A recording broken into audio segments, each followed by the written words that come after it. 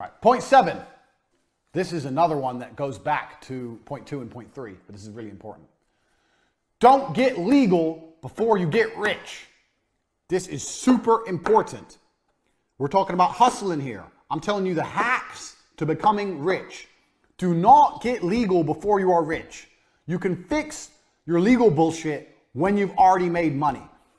It's a shame I've deleted or erased my beautiful makeup diagram. But it's very similar to what we were saying earlier. I know so many people who have registered a company, registered for VAT, registered with the tax man, already have an accountant, and haven't made any money yet. In most of my companies, will make $1 million before I'll even consider fucking around with a tax form, talking to an accountant, or registering any fucking companies. All that shit is on the later base until you have proved the viability of your company and you have money coming in. When you're rich and you have money in the bank, then worry about that stuff. Do not waste your time, energy, and money doing all that legal crap before you know anything about whether your business is going to work or not. Don't do that. It's counterproductive and it's expensive and it's a time sink. If every time I had to start a company or an idea, I had to go register a company, get an accountant, do tax forms, do VAT forms, what a waste of time. I've started maybe 100 companies in my life. 20 of them made money. You're telling me 80 times I would have had to fuck around? Don't do that. I know so many people who have a company legally, but don't have a company in reality because it exists as a legal entity, but it does not provide cash. A company provides cash. If you're a street drug dealer, you own a company. Much more than the guy with all the legal entities which ain't making money. We're hustlers here. It's the Hustlers University. Do not confuse this. Money in. What's the lessons I've been teaching you? Money in. Where's the money in? Legal shit is a cost. We're not interested in costs until we've seen the money in. Do not get legal before you get rich. You do not need any legal bullshit. You need a website, a domain name, and that's it. You do not need any legal bullshit before you get rich. Don't make that fucking mistake. The reason people do that is because it makes them feel better. It makes them feel better because then they feel like they have a company. So people go, I want to start a company. They don't know what to do and they don't know how to make money. So they think, well, if I spend money and set it all up legally, then I've got a company. Then they feel better inside, like they've achieved something, when really they've achieved nothing because they're still not making money. Don't fall into these traps so you can walk around telling everyone you have a company because you spent money. Anyone can spend money. Making money's hard. Spending money's fucking easy. Do not do that vanity, I own a company on paper garbage. Fuck all that off until money's coming in the bank. Do not get legal before you get rich. Extremely important. Point 9. Use what you got. So, this comes down to one of the ideas for what idea of a business to run. So, I just gave you the example of the 15-year-old cousin who can make websites. Now you own a website company. Or your 15-year-old cousin who can do, I don't know, who knows what he can do. He can mow lawns. Every 15-year-old can mow lawns. Now you have a lawn mowing business. Bang. Tell his stupid ass to go deliver some flyers. Drive him around in your car. Play some 2-pack. Chill out in your car. Text some bitches. Drive at 5 miles an hour. Let him drop off all the leaflets. And then let him mow all the lawns. You collect all the money and just pay him a percentage. Bang. You now own a lawn mowing company. Congratulations. Use what you got. So right now, if you're sitting there, make a list of everything you have. And I mean everything. You have a house, say it's rented. You have a car, it's on lease. You have physical strength, let's say you're a strong guy. Look around you, what people do you have? Does your old mother need a new job? Maybe she's at home and she's bored and she wants to, maybe she'll mail things for you. I don't fucking know. Do you have cousins, nieces, nephews? Do you have a girlfriend who has nothing to do? Use what you have. People, things you have. Make a fucking long ass list. And you'll start thinking of ideas, business ideas. And they're going to come to you like the strip club came to me. But then you're going to sit there and go, okay, this is a good idea, but I can't afford that. But then you're going to go back to the other lessons I've taught you.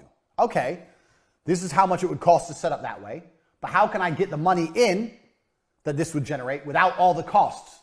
And if you do that and you sit there with a piece of paper and you write everything down and you stick to the principles I've taught you so far about how to start businesses, you may find a business you can start for a couple grand. You've already got your staff, a couple grand, you got an idea, you try it. Doesn't work, lost a couple grand. Does work, bang, you're rich. That simple. If it starts to work, speed, more. Lesson 1. It's really not that complicated. This is how hustlers get rich. It's really, really simple. So, use what you got. A lot of you already have things you can use, you just don't use them. Uber's another one, man. Uber's a fucking perfect one. So, I know Uber doesn't pay very much at all. I know that. But, you know what everyone loves to do when they first get their driving license? Drive. Maybe you have a 17-year-old cousin or some shit, he's just learned to drive. Get his ass on Uber. Rent a car. Find a way to rent a car with unlimited mileage per month. Tell him he's going to do 10 hours of Uber a day to train how to drive. Lie to his ass and say that in the Uber app, you can track and make sure he ain't breaking the speed limits so he drives safe. Put his ass on Uber, pay for his gas, and give him half the money and keep half for yourself. Bang. Done. Set him up. Get him ready. This is shit. I didn't plan. I'm just telling you things off the top of my head. Because this is how I think as a hustler. I don't need to sit and think. I just know there's money. And I find a way to get the money. That's how I am. So right now, you've got cousins out there who aren't driving Uber. If you can convince them to drive Uber, well then why don't they do it without you? Easy. You can talk some shit. Make some shit up. Hey, have you got an Uber account? No. I'll set it all up for you because it's complicated and there's some tax. I'll handle the tax. Don't pay no tax. Just lie. Blah, blah, blah. Get them an Uber. Get them in cars. Bang, bang, bang. Take the money. Done. What are you waiting for? Use what you got. You've already got people. There's cars. There's things happening. You're just not doing anything. Look around. Make a full list of what you have. Stick to the business principles and find a way to get money in without spending money out. And you won't lose. From my webcam company, which ended up generating over $7 million, I never once, ever spent money that I hadn't made. I didn't spend $1 out of my pocket that I hadn't already made first from the webcam company. I started that from zero. Just like I started my advertising agency, zero. And this is why when people come to me and go, I want to start a business, I need an investment. I sit there and think, you don't know about business. Because if you knew about business and your idea was really good, you wouldn't need my money. You'd pull it off for zero. If you're talented and your idea is good, you don't need money. So if you can't make it work for zero or for very little, then it probably wouldn't work anyway and you just lose a whole bunch of money. Because if it would work, if it's a good idea and it will work, then money will start coming in fast and you'll have the money you need. If no one's sending you money in to give you the money you need, then the idea doesn't work anyway. Think about it. Use what you've got. You've already got shit out there, you're just lazy. Point 10, staff. I know a lot of people who are starting companies or they want to start business and the first thing they say is, I need an assistant, or I need this, or I need that member of staff. Staff need a clear objective. So here's the very simple magic rule for staff. Staff either make you money or save you time. That's a clock, in case you're wondering. Or you don't need them. So, a salesman, a sales staff will sell things and bring money in. You'll be able to sit there and see exactly each week how much money that member of staff made you, and you'll be able to make sure that he made you more than he cost you. Fine. Other members of staff are going to save you time, even if it's a general assistant or PA. You'll be able to see the time saved with the tasks they've given. And you need to be able to sit down with a piece of paper once a month, once every couple of weeks, whatever, and audit your staff. Staff member. How much money did they make? How much did they cost? Positive or negative. Staff member. What tasks did they complete? How much longer from my life would it take me to do those tasks? Is it worth the money? Because if you could have done those tasks in your free time where you spent watching TV, then you don't need that fucking member of staff. Fire them and save the cash. You have to audit your staff very specifically by this method. They either save you time, or they make you money, or you don't need them. Now, anyone who's worked any kind of job knows if you go into any kind of company, most people are doing nothing.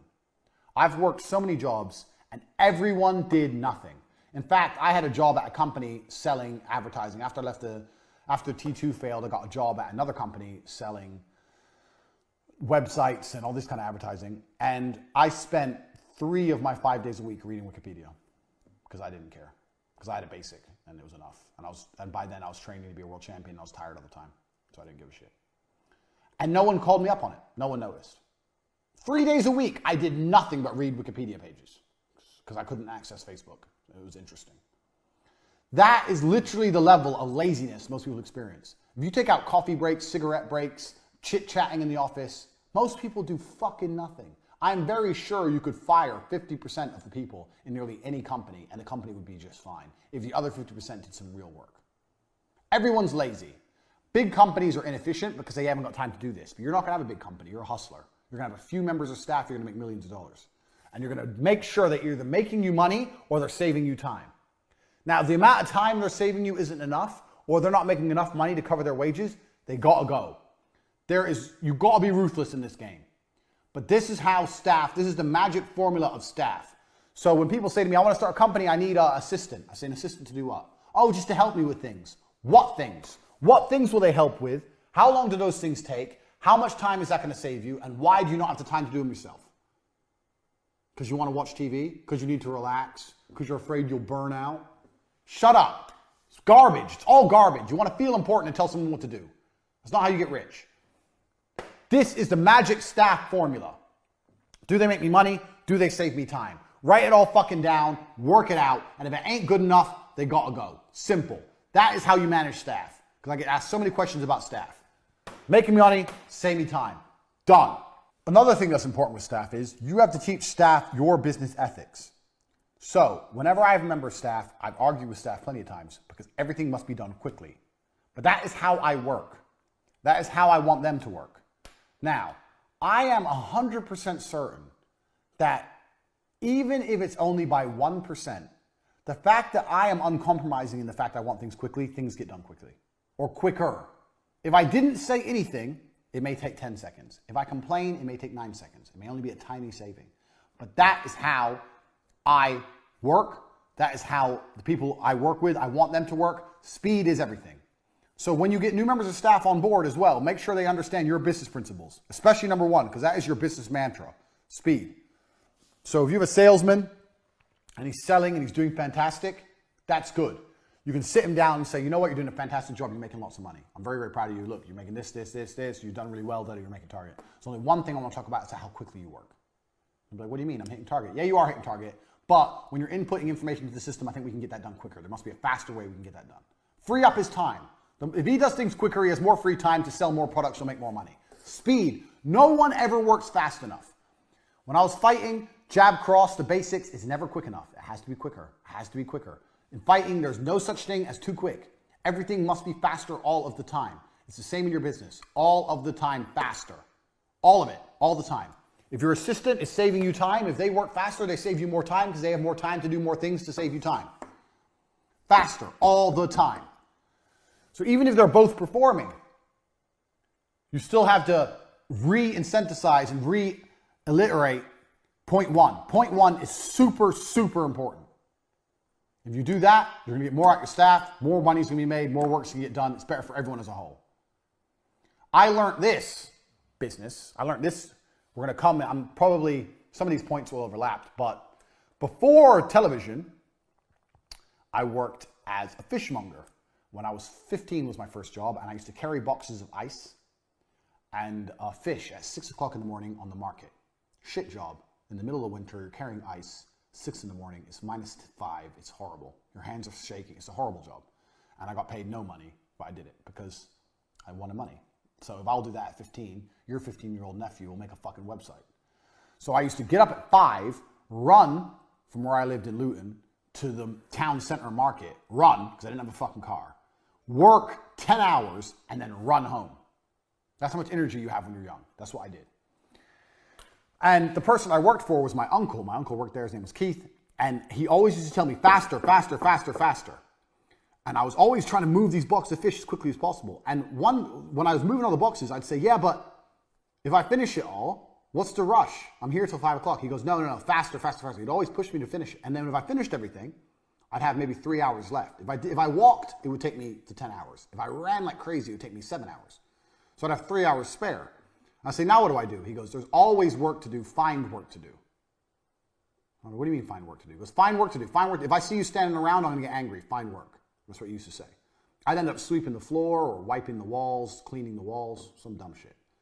But he was right. And we're going to come to this point later on. If you do things quickly, you have more time to find work to do.